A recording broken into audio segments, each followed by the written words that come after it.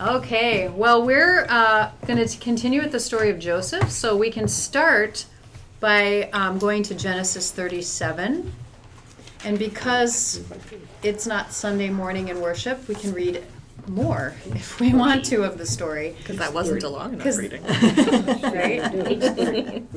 Joseph dreams of greatness. Jacob settled in the land where his father had lived as an alien, the land of Canaan. This is the story of the family of Jacob.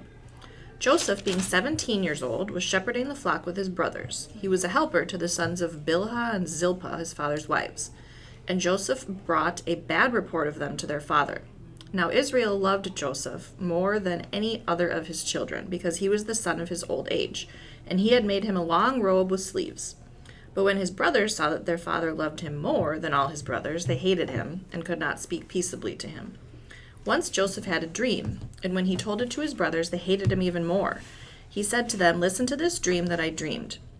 There we were, binding sheaves in the field. Suddenly my sheaf rose and stood upright. Then your sheaves gathered around it and bowed down to my sheaf." What is a sheaf? It's like a bundle of... A bundle of... like Okay. wheat. Okay. Oh, I didn't know. Kind of like those corn stalk things that people decorate their front porches with sometimes this time of year. Okay. Thank you. His brothers said to him, "Are you indeed to reign over us? Are you indeed to have dominion over us?" So they hated him even more because of his dreams and his words. He had another dream and told it to his brothers, saying, "Look, I have had another dream. The sun, the moon, and 11 stars were bowing down to me." But when he told it to his father and to his brothers, his father rebuked him and said to him, "What kind of dream is this that you have had? Shall we indeed come, I and your mother and your brothers, and bow to the ground before you?"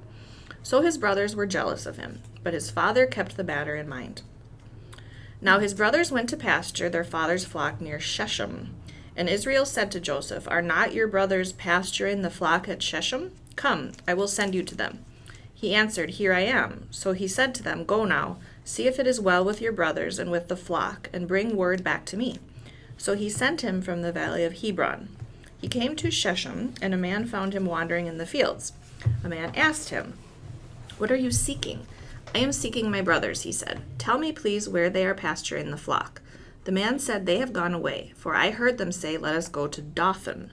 So Joseph went after his brothers and found them at Dothan. They saw him from a distance, and before he came near to them, they conspired to kill him. They said to one another, "Here comes this dreamer. Come now, let us kill him and throw him into one of the pits. Then we shall say that a wild animal has devoured him, and we shall see what will become of his dreams." But when Reuben heard it, he delivered him out of their hands, saying, "Let us not take his life." Reuben said to them, "Shed no blood, throw him into this pit here in the wilderness, but lay no hand on him, that he might rescue him out of their hand and restore him to his father."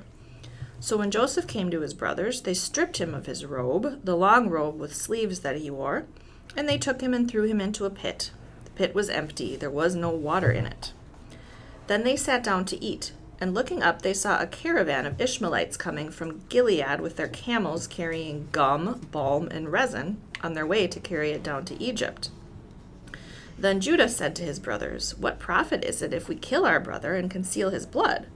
Come, let us sell him to the Ishmaelites, and not lay our hands on him, for he is our brother, our own flesh." And his brothers agreed.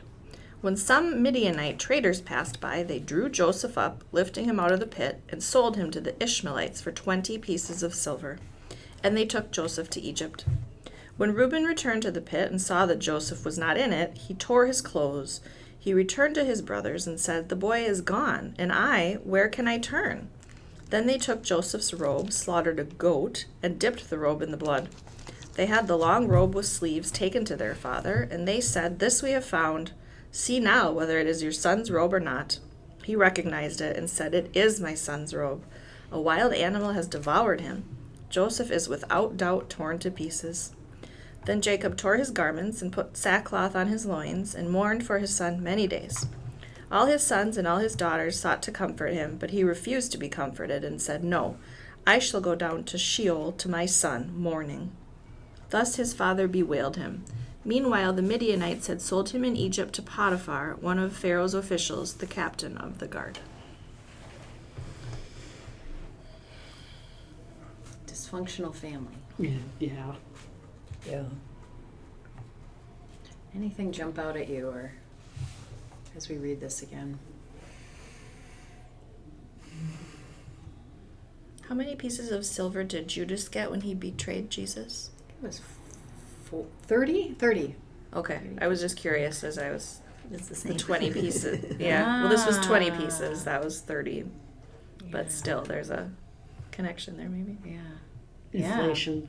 Inflation. Yeah, it's been a while. Actually, that's a really interesting point, to sell out your brother for silver. Mhm. That's an interesting connection. I also thought it was interesting. What profit is there in killing our brother when we can make money off of selling him? Right. Yeah. How much of that was thinking, maybe we shouldn't kill him, but maybe if I can convince my brothers we can make some money off this, maybe this is a way we can still be getting our mad Mm-hmm. satisfied, but That's cool because what you say, because it's a way of looking at things two different ways. Mm-hmm. You know, at least you could say, he was really greedy, or you could say, he had kind of a heart. He didn't want to kill. So I'm sure Yeah. they it shows that how deep these things. And again, it shows what's going on in your heart when you start looking at this stuff. Mm-hmm. It might be a hard thing killing your brother, even if you're really, really cheesed off at him. Yeah.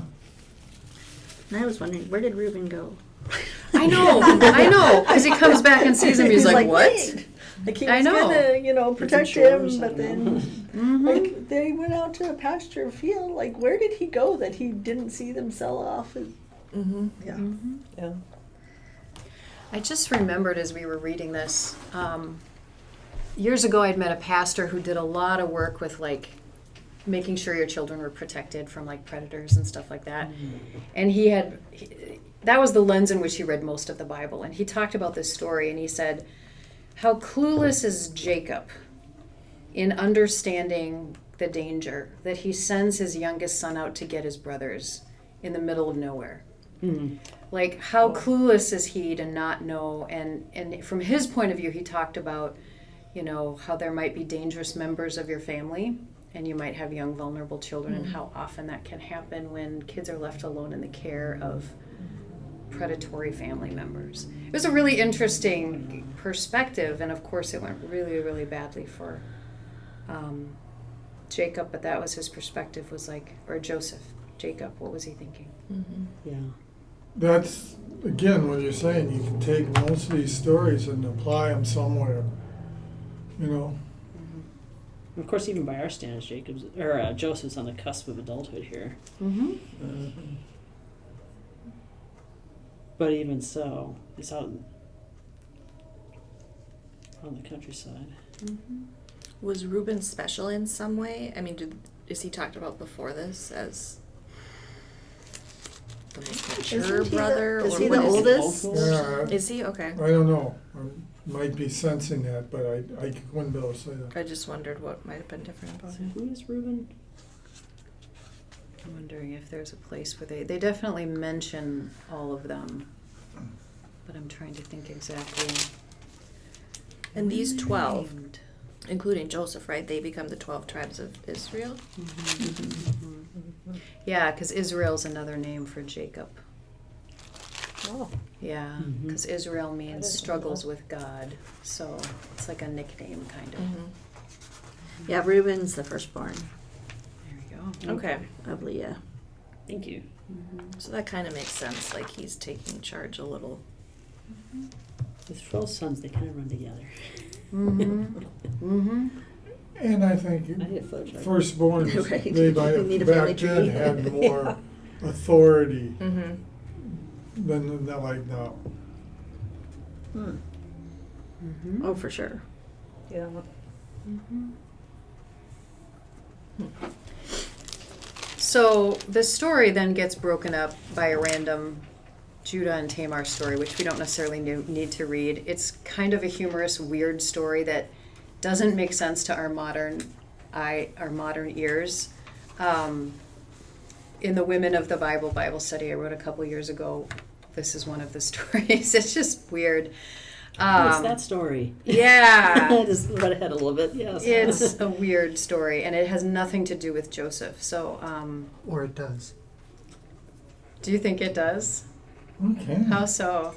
So, sorry, I tried not to talk. No, that's Oh, fine. please. No, please do. My Yeah. goodness. All of this is oral tradition up till Moses. Moses then records it. As a parent, and I'm assuming everyone's a parent, kids ask stupid questions while you're trying to make a point. Uh-huh. So Judah was the one that said, let's sell him. Now imagine trying to tell this story to a bunch of people. Well, who's Judah? Okay, so Judah's this guy. Well, what about him? Okay, I'll tell you a story about Judah. So the reason it's stuck here is because someone was bugging Moses to tell the story. That makes sense. Yeah. That's my opinion. And then in the retelling, it got incorporated. So you get to know how Judah thought and why that might motivate him to sell instead of kill. Because we think of, oh, this was horrible, this happened. As you're going through the story, it's like, oh my goodness, these people sold their brother. What kind of people would do that? Because that's what I would think. And so Moses had to pause and explain Judah to the hearers. It's context. Interesting. Yeah. And so to summarize this, Judah was the patriarch and had sons, and Tamar was married to like the eldest, but she didn't have a kid, and so that guy died, and so she was married to the second one, inadvertently became like the Black Widow, right? Like all the sons died, she kept not having a kid, and so but that was the promise of the patriarchal society, was that you get taken care of so she could have a child, so she could like fit. And she was supposed to marry the next one, and Judah was just like kind of ignoring her lot at this point. And so Tamar decides to out-trick him, and she goes into town and pretends to be a prostitute.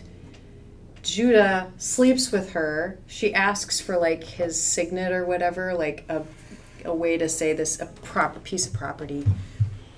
Comes back to him a couple months later, says, I'm pregnant, it's yours, I've claimed my right in this family. I mean, it's such like a story from another time, and what's funny is his reaction. He goes, how clever you are. How wise you are. Smart. And that's it. So he was ignoring her right to, as a woman, to, even though these bad things happened to the boys, they kept dying. They kept dying. A woman's worth was in her ability to have children, specifically sons. And to be denied that was to be denied in some ways your humanity, which is not great, but that was the culture. That was their culture. So this is sort of one of these interesting examples where women had to be very shrewd in order to survive, because the world was stacked against them. And a lot of times we might read stories like this, and not only are they different and strange, but we can be judgmental of the woman's behavior without realizing she didn't have any other choice. So there you go. So Judah was like very dubious in this story as well, and And yet Jesus came from the line from Judah and I know. Tamar. Yeah. So Jesus not only comes to us, he is from us in a way. yeah. Showing that he's totally connected. Yeah. So then in 39 we go back to Joseph, and let's go ahead and read this chapter if someone else wants to read this one, so we get a little bit of context. I can read. Okay. Now Joseph was taken down to Egypt, and Potiphar, an officer of Pharaoh, the captain of the guard, an Egyptian, brought him from the Ishmaelites, who had brought him down from there. The Lord was with Joseph, and he became a successful man. He was in the house of his Egyptian master. His master saw that the Lord was with him, and that the Lord caused all that he did to prosper in his hands. So Joseph found favor in his sight and attended him. He made him overseer of his house and put him in charge of all that he had. From the time that he had made him overseer in his house and over all that he had, the Lord blessed the Egyptian's house for Joseph's sake. The blessing of the Lord was on all that he had in house and field. So he left all he had in Joseph's charge, and with him there he had no concern for anything but the food he ate. Now Joseph was handsome and good-looking, and after a time his master's wife cast her eyes on Joseph and said, "Lie with me." But he refused and said to his master's wife, "Look, with me here my master has no concern about anything in the house, and he has put everything that he has in my hand. He is not greater in this house than I am, nor has he kept back anything from me, except yourself, because you are his wife. How then could I do this great wickedness and sin against God?"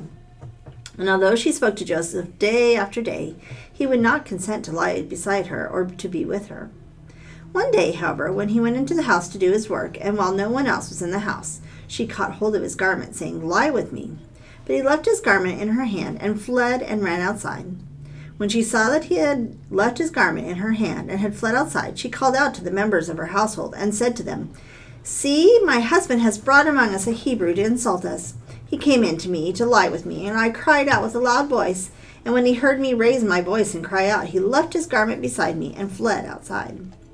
Then she kept his garment by her until his master came home. And she told him the same story, saying, "The Hebrew servant whom you have brought among us came in to me to insult me. But as soon as I raised my voice and cried out, he left his garment beside me and fled outside." When his master heard the words that his wife spoke to him, saying, "This is the way your servant treated me," he became enraged. And Joseph's master took him and put him into the prison, the place where the king's prisoners were confined. He remained there in prison. But the Lord was with Joseph and showed him steadfast love. He gave him favor in the sight of the chief jailer. The chief jailer committed to Joseph's care all the prisoners who were in the prison, and whatever was done there, he was the one who did it. The chief jailer paid no heed to anything that was in Joseph's care, because the Lord was with him, and whatever he did, the Lord made it prosper.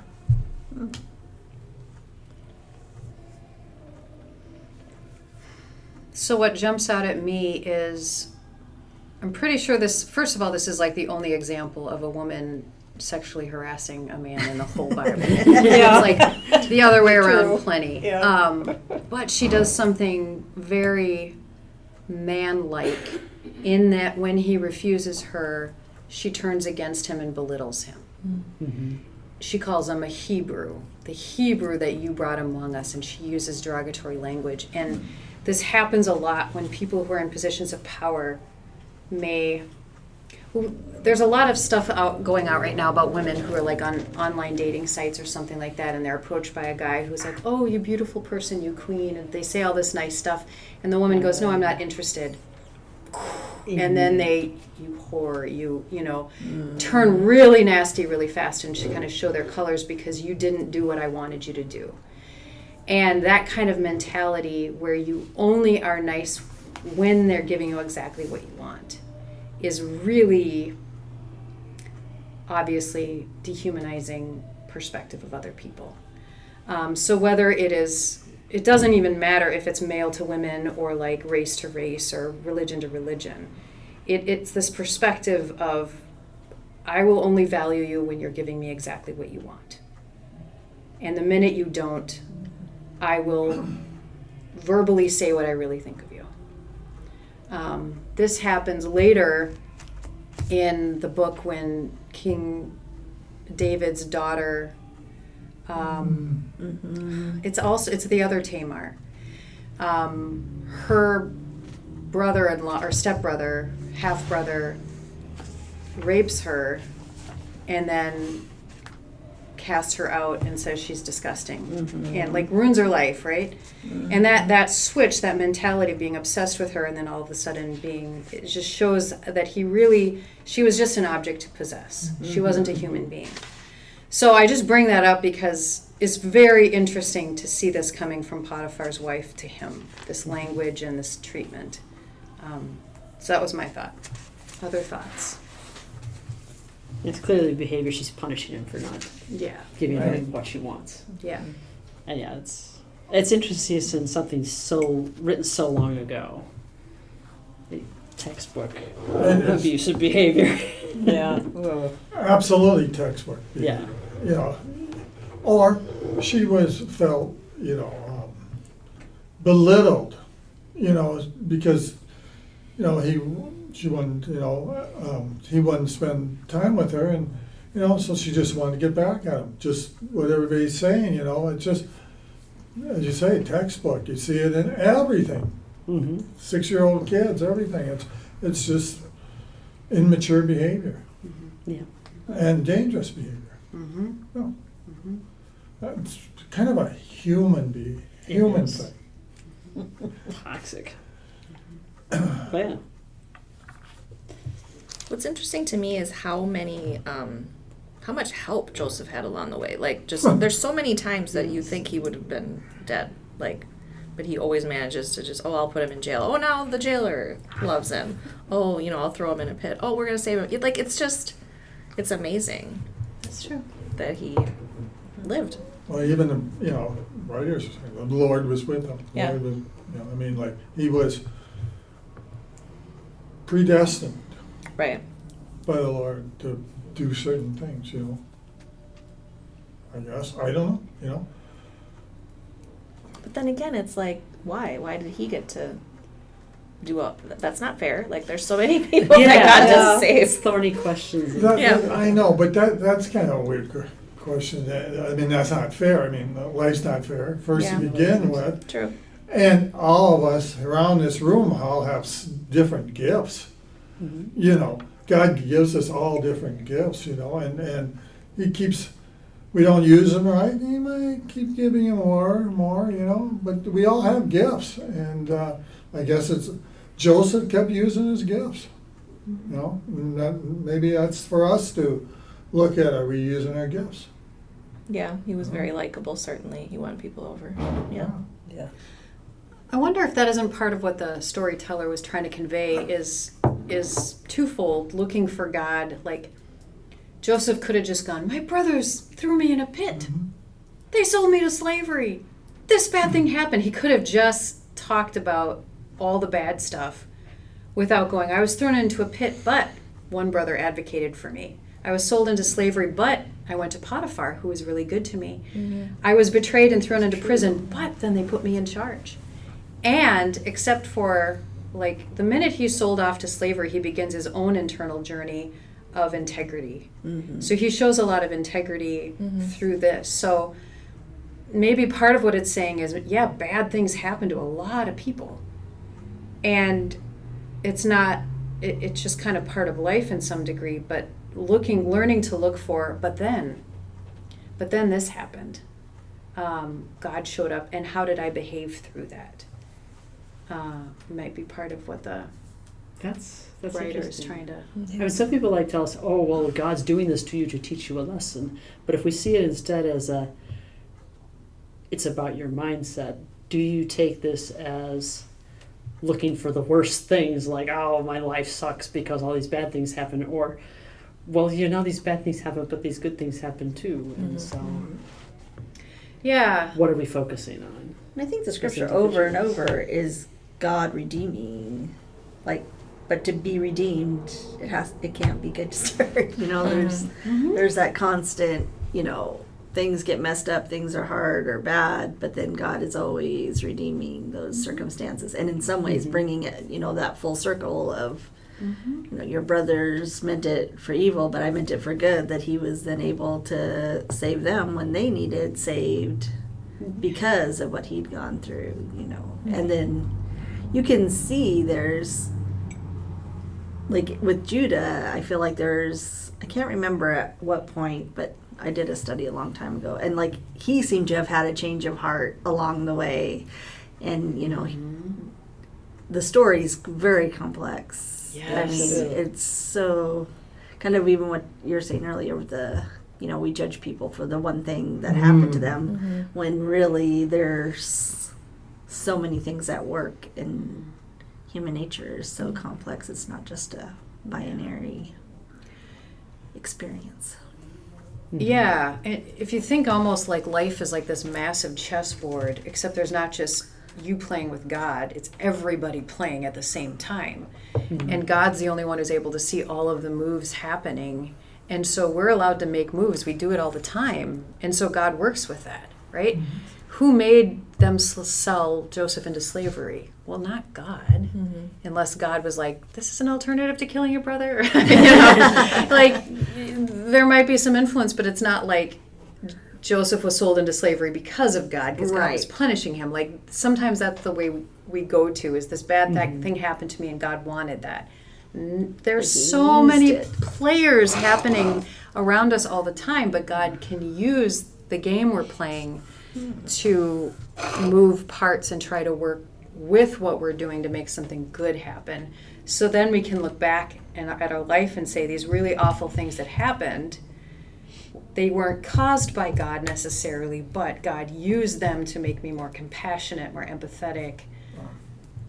If right or not, but that's our work. That's our work, is to pause and reflect and help each other to maybe mature through those things. This is, I don't know, but this is I keep saying this is a book of AA, okay?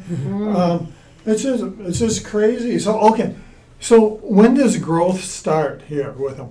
When you crash and burn, and then all of a sudden, he keeps coming to this deal, and then he grows and stuff like that. I mean, because before, when he was insensitive to his brothers and that, well, he didn't have that until all these things happen. And you watch it in your own family. We just had one of ours crash and burn. Everybody could feel sad. I'm going, hey, thank God, one crashed and burned. Now that we can have some movement, which is great. So a lot. We got to look for what we need in almost every one of these things. We can find it. There's something to be said to us. Yeah, it's crazy. It's interesting, yeah. If you're looking for a lesson, you can find a lesson. I literally wrote in my journal in like July that I'm starting to feel okay with people who don't know me and judge me. Right? Oh, she must be like this because of this, whatever. I'm like, okay, that's on you. And I literally wrote, but if someone who knows me judges me, that would be hard.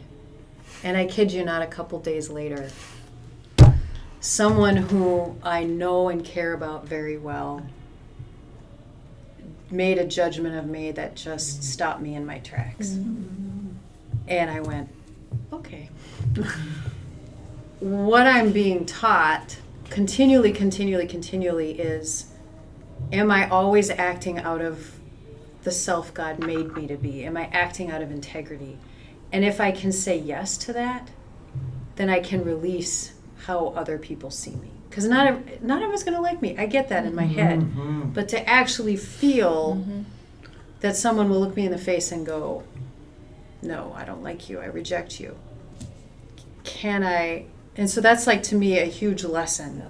So instead of me going, oh, why did this happen to me? And trying to like make it right or trying to contort myself, I saw this as God saying, okay, I'm trying to teach you how to release what anyone thinks of you. To God, which your sermon was today. Yeah, and give it to God. And I still love that person. Yep. I don't know what happened. I still love them, but I'm releasing I'm trying to fix it. I'm not trying to fix it. So that was, lessons everywhere if you try. That is so hard to do. It is so hard to do. I was just saying to Olaf the other day, like, it's like, it was like they said in that Barbie movie, like, as cheesy as that is, I don't know who's seen it, that especially as a woman, like, you try so hard your whole life just for people to like you. Yes. And if they don't, you think it's on you. Yes. And why? But so much of my behavior I recognize goes back to that. Like, that person, I don't think that person likes me, or I'm pretty sure, my friend, some of my daughter's friends' moms have issues with me. It's like, why? Why am I obsessed with that? Why do I even care? Mm-hmm. Mm-hmm. It's been ingrained. Yeah. Deeply Yeah. ingrained. Yeah. You gotta look in. You're right. Mm-hmm. Yes. I am not doing well with not talking.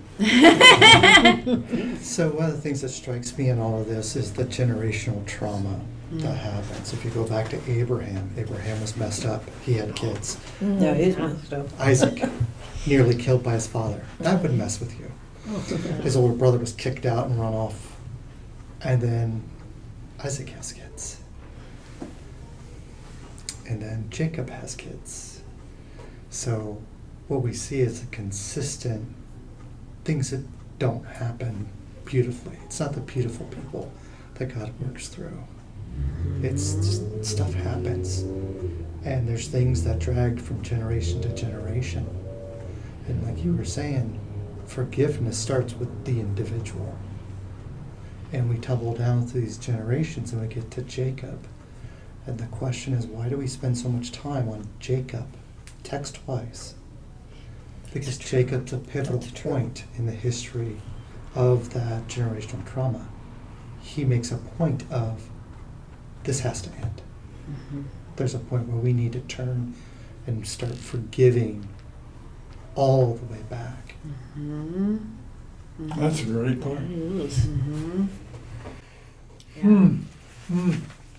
No, I think, yeah, if we're reading through the Old Testament, because there's so many stories, just generation after generation, and some people have remarked that often it says in the Bible, I'm not going to say it right, if you do something wrong, it carries with to the seventh generation, but forgiveness to the 70th.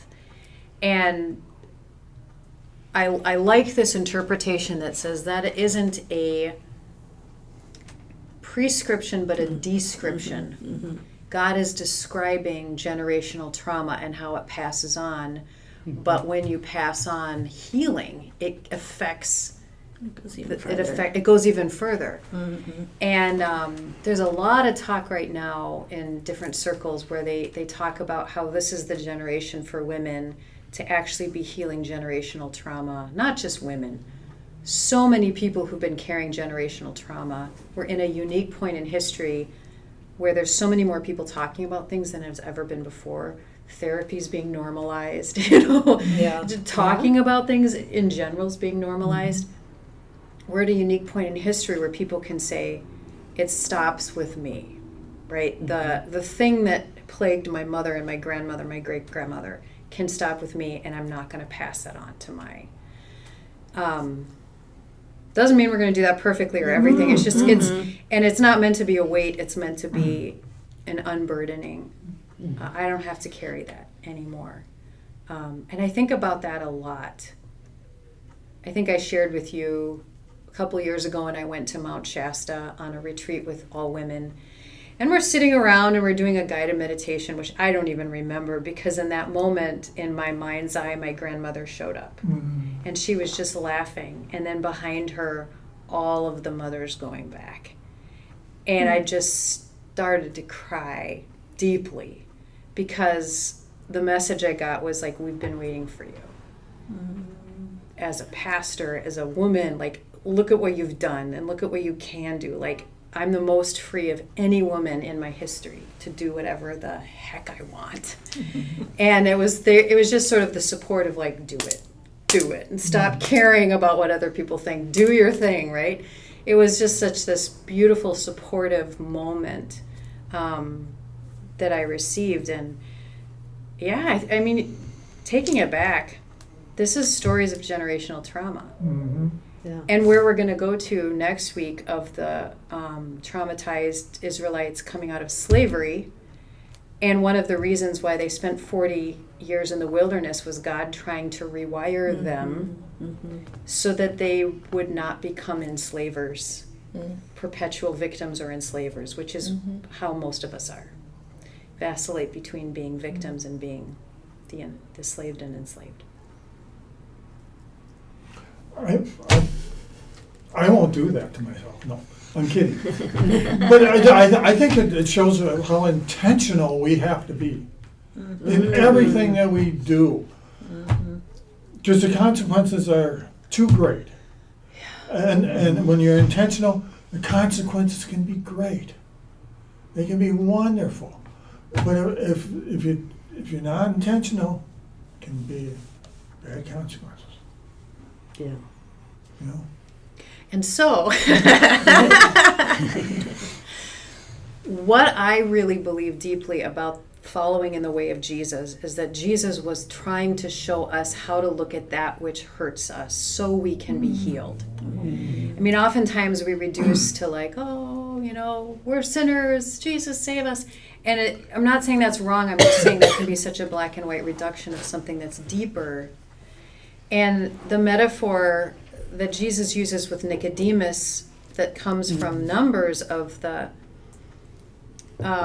serpents that were going around biting and killing the Israelites. And Moses said, what do we do? And God said, make an image of the very thing that's hurting them, that if they have the faith enough to look at it, they'll be healed. And the metaphor of that is so deep. And Jesus says, I am that thing being lifted up. The thing that is killing you, the poison that is killing you, will continue to kill you until with faith you look up and look at it. And of course, what do you see when you look up at Jesus? You see that the violence and the condemnation that we thrust upon each other and God. You know, You're talking about looking up on the cross. looking up on the On cross and yes. seeing his bruised and Absolutely. I broken gotcha. body, right? Okay. You know, this is what we do to each other. Right. This is what we do. And if we can look at that and go, yeah, that's messed up. That's super That's messed up. sick. That's just sick. Yeah, that's sick, right? Then Jesus says, Father, forgive them because they're crazy. And when we're able to go, yeah, we're crazy, help me to get this violence and condemnation out of me. Help me to heal and offer forgiveness to myself and others. Help me get that out. That's the way. That's the path.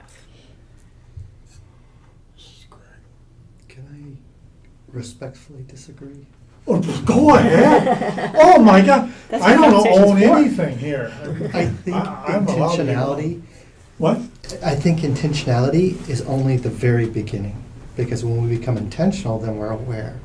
But what we really want is an embodiment, and it's not the I have to think. Okay, what don't I say now, and what don't I do now? It's more like this is just who I am and what I do, and I think that's the shift from the teachings of the Pharisees and the Sadducees and the Essenes at the time, and Jesus is like, it is not that complicated. You have to be. That's the goal, is to become. And the Apostle Paul talks a lot about that becoming, and it's less of rule following and more of embodiment. Yeah. Okay, and I I don't missed think you're it because disagreeing I at can- all. You're agreeing. It could be. Well, It could be. And furthering I it. just because I'm just not that educated. Some of the stuff I think that I didn't understand, but that's okay. That has nothing to do with you. It has all to do with me. You know, my ability to process it. But yeah, okay. in being intentional, you become. Well, Right? if we don't make the intentionality the point, like Yeah. if we constantly focus on what I should be doing, what I should be saying, that's all you're doing. That's the goalpost you're trying to get to. Okay, I As like soon as this. you move that, it's like, okay, so the intentions, my thinking, the point of all of that is the transformation, Yeah. the embodiment. You know what? I get what you're Somebody saying. has Yeah. told me Danger of orthodoxy. this before Right. down the line, and I liked it then, and I like it again. But as being who I am, I forget that. I have heard that, and that is really very. Thank you for a double reminder of that. Correct me if I'm wrong, but this may be the difference between I have to be nice to my neighbor and why am I not nice to my neighbor? Yeah. What in me is holding me back from wholeheartedly accepting this human being? And that's my job to figure out, not their job to change. It's a good start to start with the rule, I should be nice to your neighbor, because goodness knows there's a lot of people that could just start there.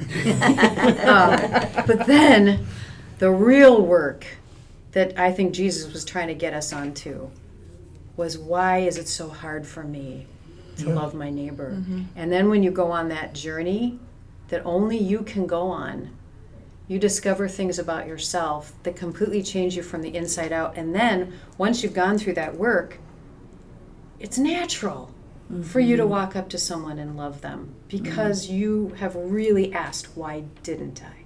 Mm.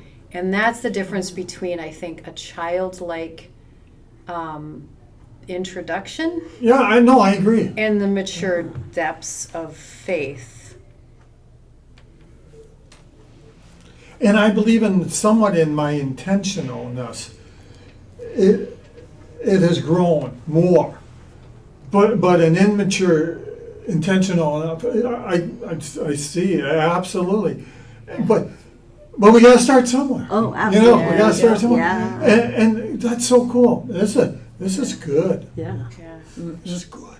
I like this where we bring all of us together and look at things Yeah. from a lot of different angles. Yes, from different angles. It's fun. Yeah. And we don't even have to read the rest of the story. Yeah. There's a lot more we could have read, but I think this is a beautiful conversation that's complete in and of itself. That, we see a lot of people who never do that reflection, and then it's beautiful when we do. When we do see people who actually, it's a journey. Thanks, everybody.